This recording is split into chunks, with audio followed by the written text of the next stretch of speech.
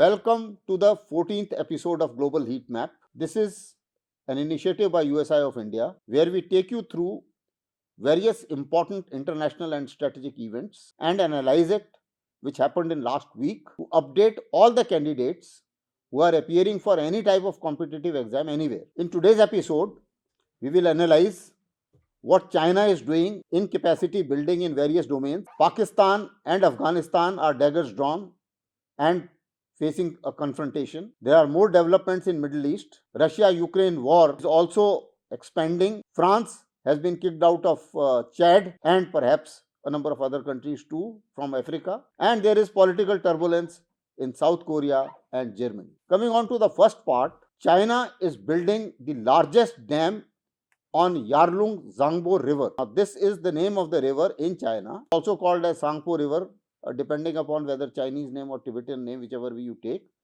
When it comes towards India, the tributary is called as Siang, and in India, along with Siang, there are other tributaries which come from Arunachal Pradesh and they make it Brahmaputra.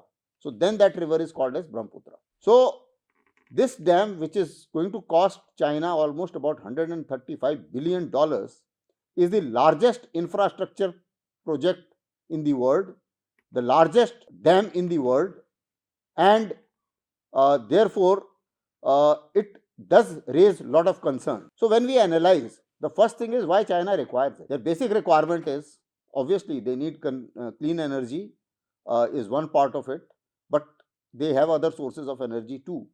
So much of money into energy is may not be the only reason.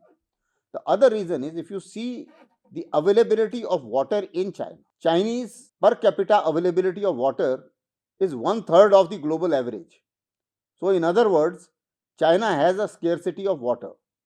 If you divide Chinese population into two halves, that is the northwestern half and southeastern half, 90% of the population remains is in southeastern half, where there is water scarcity.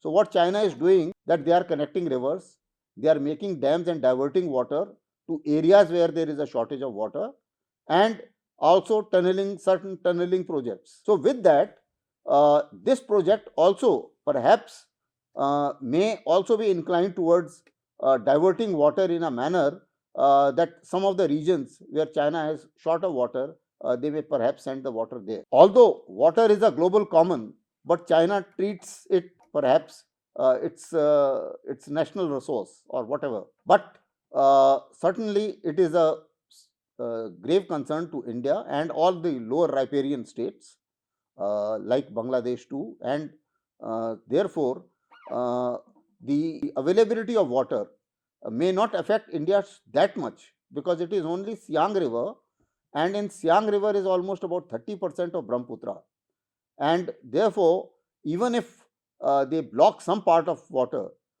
it will amount to not blocking more than about 15 to 20% of water of Brahmaputra.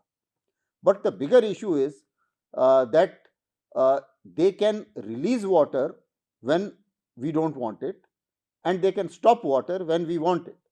So with the result, you can have a case of shortage of water, which can strain relations between us and Bangladesh too. And second is, and also the lifeline along Brahmaputra river, and also it can cause floods when we don't want water, that much of water. So that can be used as a strategic tool. The other problem is that there is no treaty which has been signed between China and India, or China has not signed any treaty with anybody else. Although China keeps saying that it is run-of-the-mill project, there is no water going to be denied to any of the lower riparian state, and so on and so forth. But then the previous experience has not been good. In Mekong River, they made similar promises. They had a whole lot of, they made a lot of dams, and subsequently, many countries which are lower riparians in case of Mekong River, they faced the drought as well as floods, depending upon the Chinese requirement, and Chinese never consulted them when they had to meet their own requirement.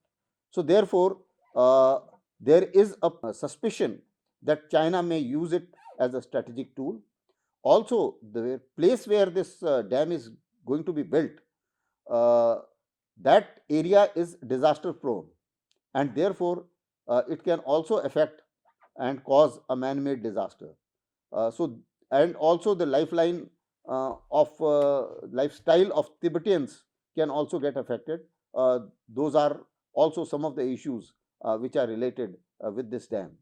Uh, Coming on to some other developments which China has done, it's doing a lot of capacity building in other areas too. They have made a largest amphibious assault ship called Sichuan. It is a large ship, it's an amphibious ship, and despite being amphibious capability, it can launch aircrafts too. So it's almost like a small aircraft carrier with the 40,000 tons capacity. They have also displayed their sixth generation fighter, which is J-36.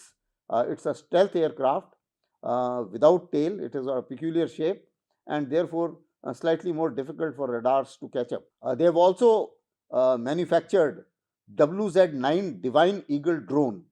Now, this is a high altitude, long endurance drone designed for anti stealth missions, and again, a new development as far as the drone arsenal is concerned. And therefore, I think we need a lot to catch up as far as the drone warfare is concerned, and the fifth and sixth generation warfare aircrafts are concerned, because we don't have such aircrafts in our inventory. Another interesting development in another border we have is that Pakistan and Afghanistan, they are into a big fight with each other. Uh, it was known that TTP has been targeting Pakistan army.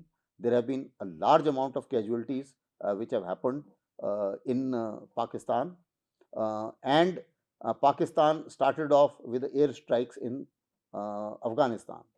Although Pakistan claims that we targeted terrorists, but then Afghanistan is claiming that 46 civilians have been killed, which includes women and children.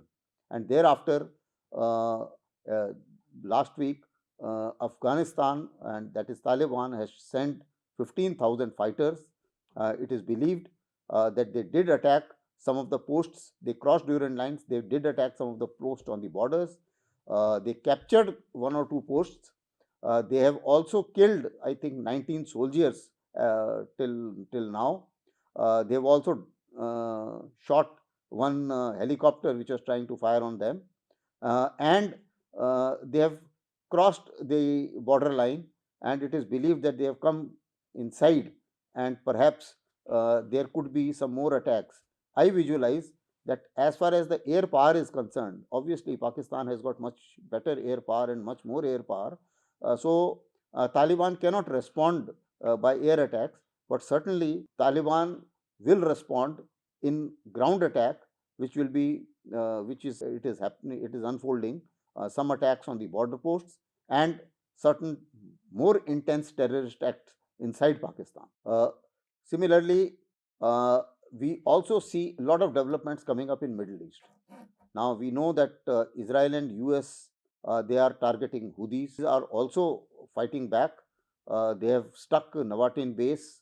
I believe US has lost two aircrafts, maybe by the friendly fire.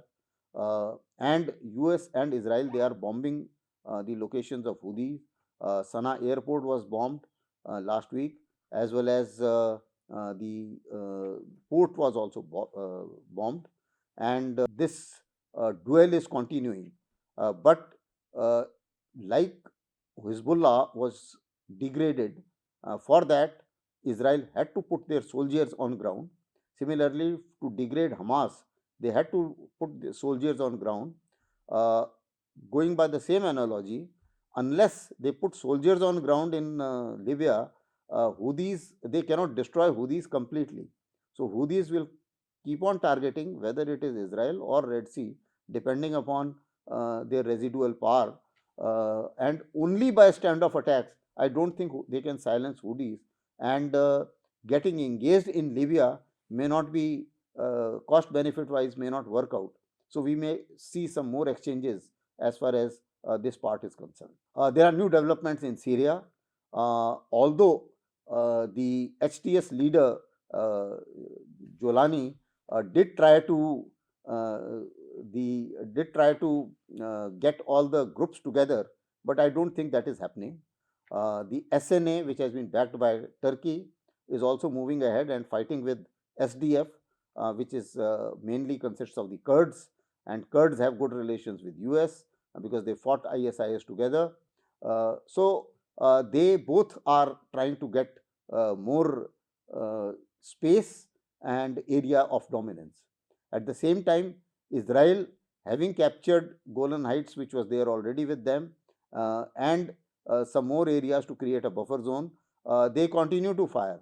Now that they are not stopping fire on Damascus and certain other areas, uh, basically on the pretext of destroying a threat to them, because they want to destroy the military assets of Syria, so that there is no threat to them. That is their logic. But then that is not suiting the Syrian leader, who is now in chair, that is the STS leader, and now he has realized the importance of Russians. So he is now saying that Russia is a strategic partner, and I visualize that Russians bases, they had many of them, but there are two main bases which are on the Mediterranean Sea, Mediterranean Ocean. Now that Mediterranean bases, they will continue apparently, and Russians are also trying to work it out with the new rulers of Syria, so that they can retain the bases and dominate the Mediterranean, depending upon their strategic requirement. So it's a requirement by both, and certainly, although it is believed that the Americans and Israelis and everybody has helped STS uh, to topple the government of Assad, but when it comes to the trust factor, I don't think they trust Americans or Israelis either. And relatively, he is also looking at perhaps having a partnership with Russia, which is slightly interesting. As far as the Russia-Ukraine war is concerned, Russia is moving ahead. Uh, in Kursk region, Koreans have also joined them. There have been certain Korean casualties, but not very much. But then the fact is that the Korean casualties, some of the reasons are that they are not used to this kind of warfare. The warfare which is going on is predominance of drones, and in that bigger columns are uh, are vulnerable. So therefore, Russians have adopted their methodology of attacking in very small columns, whereas perhaps Koreans, North Koreans will take a little more time to get attuned to that, and that's why they had slightly more casualties in comparison uh, to the Russians in that area. There are other developments which are happening. Ukraine announced that it is going to block the transit of the gas through all the pipelines which are passing through Ukraine, and that too from 1st January.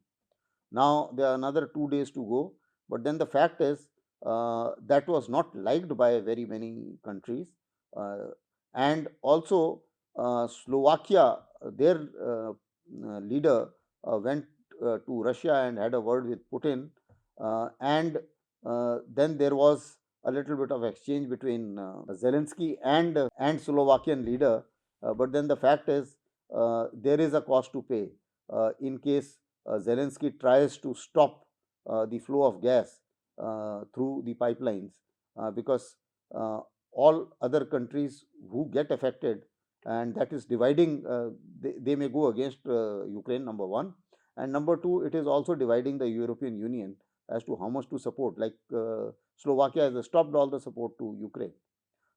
Similarly, there were other allegations to say that Moldova is being used as a logistic hub by NATO to send military hardware into Ukraine, and therefore Gazprom has announced that it will not send gas to Moldova. So there also some kind of pressure is coming up on Moldova from both sides. A few new developments. I think the colonial era in Afghanistan is diminishing in a manner that France has been told to move their troops. I think their troops are already moving to their air bases. From there, they can close the bases and take off from there to their country. And this is not the first one. Before that, they have already been moved out of Mali, Burkina Faso, and Niger.